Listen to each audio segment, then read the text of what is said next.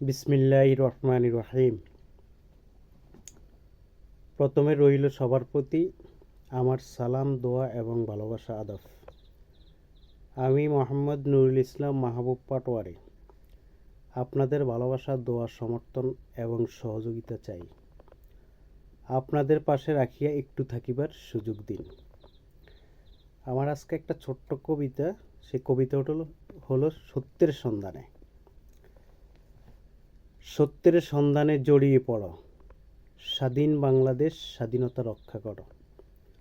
কোনো ধর্মের প্রতি অশ্রদ্ধা নয়, কিন্তু ইসলাম শান্তির মূল, যা আদেশ করে পালন করো। নিজ কর্ম দায়িত্ব সঠিকভাবে ঠিক রাখো এবং সময় থাকতে পথ ধরো।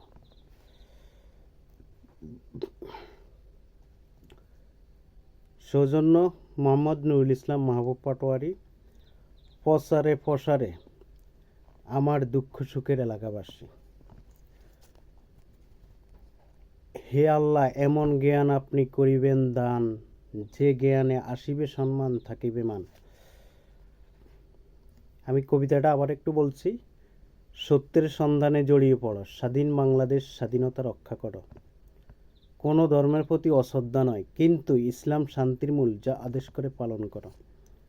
নিজ কর্ম দায়িত্ব সঠিকভাবে ঠিক রাখো এবং সময় থাকতে পথ ধরো।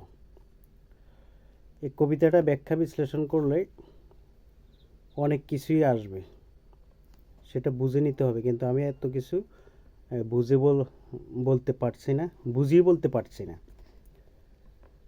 সবাইকে কর্মবাজ হতে হবে, চাঁদাবাজ হলে হবে না। সবাইকে ধান্দাবাজ হলে হবে না। 18 কোটি মানুষ হলে 36 কোটি মানুষের হাতকেই কর্মবাজ বানাতে হবে। এবং আমাদের স্বাধীন যেই দেশ, আমরা স্বাধীনতা পেয়েছি, কিন্তু স্বাধীনতাটা রক্ষা করাটাই আমাদের জন্য ব্যাপার।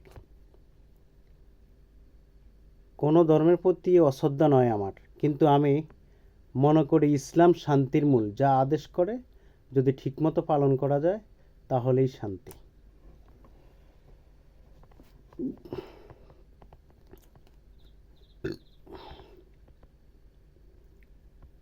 নিজ কর্ম দায়িত্ব সঠিকভাবে ঠিক রাখতে হবে। আমাদেরকে নিজ কর্ম যেটা আছে, অর্থাৎ যে নিজ কর্মটা এবং দায়িত্বটা, এটা সঠিকভাবে ঠিক রাখতে হবে।